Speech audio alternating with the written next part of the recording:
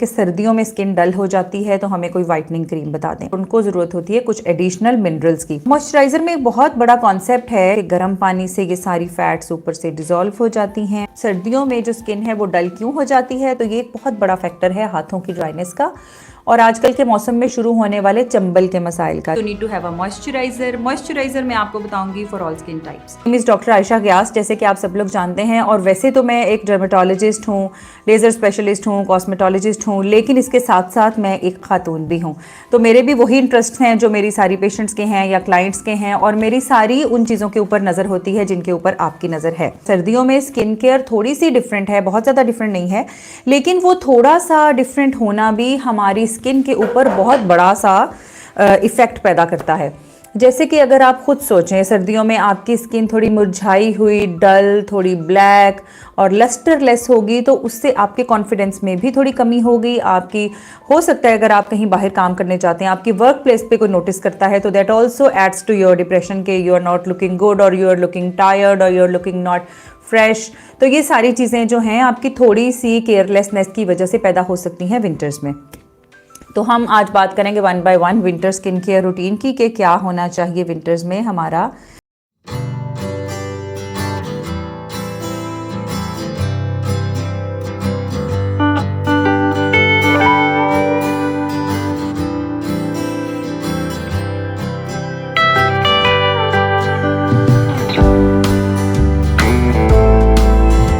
करूँगी water intake की। सर्दियों में हमारा जो वाटर इनटेक है वो काफ़ी ज़्यादा कम हो जाता है और वो एक बहुत बड़ी वजह है हमारी स्किन के ऊपर डलनेस आने की।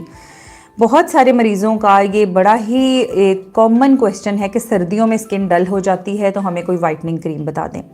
वाइटनिंग क्रीम लगाने से पहले आपको अपने इंटरनल मेटाबॉलिज्म को देखना पड़ेगा, आपको अपना वाटर इनटेक देखना पड़ेगा।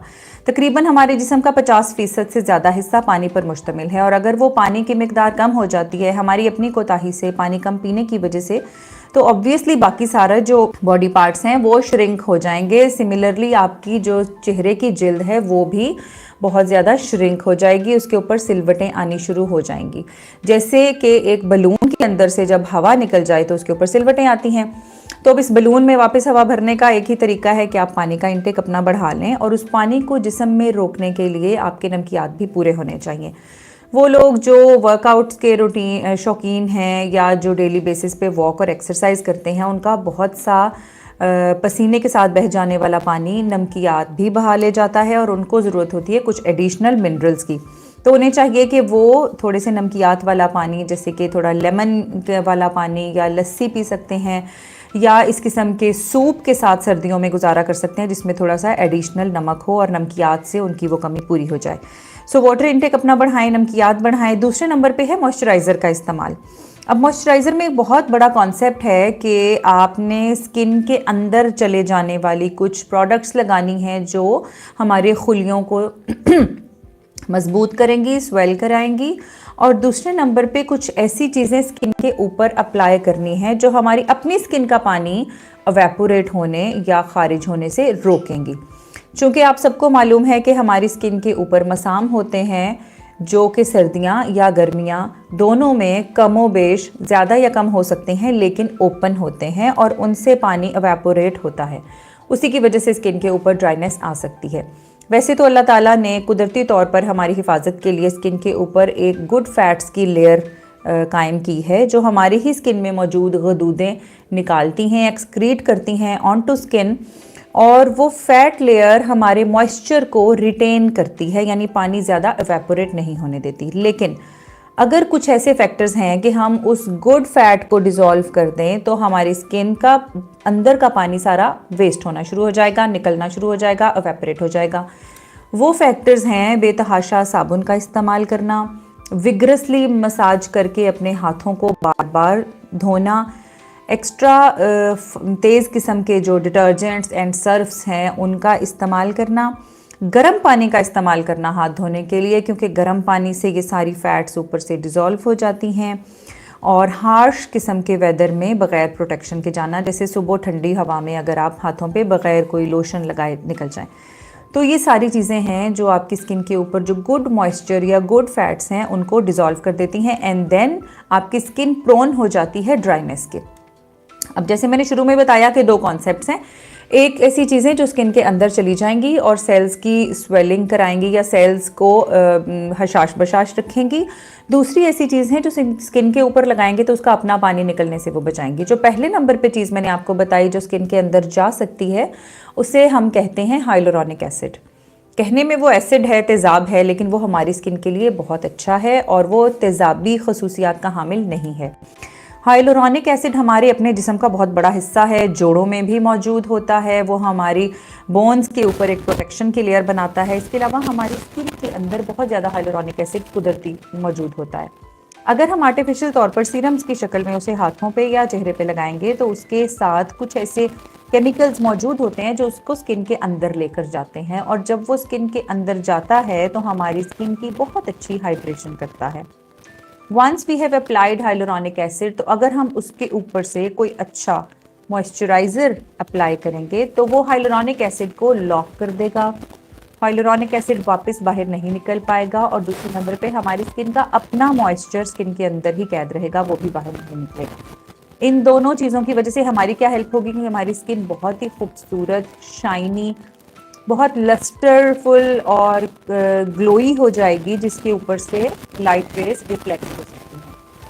और यही हमें चाहिए सर्दियों में। जब ऐसा होगा तो हमारी स्किन डल नहीं लगेगी। हमने दो चीज़ों की बात की कि सर्दियों में एक तो आप अपना वाटर इनटेक बढ़ाएं, और दूसरी हमने बात की कि स्किन के ऊपर हाइलुरोनिक एसिड, कम से कम चेहरे की स्किन के ऊपर हाइलुरोनिक एसिड लगाएं और उसके ऊपर मॉइस्चराइज़र लगाएं।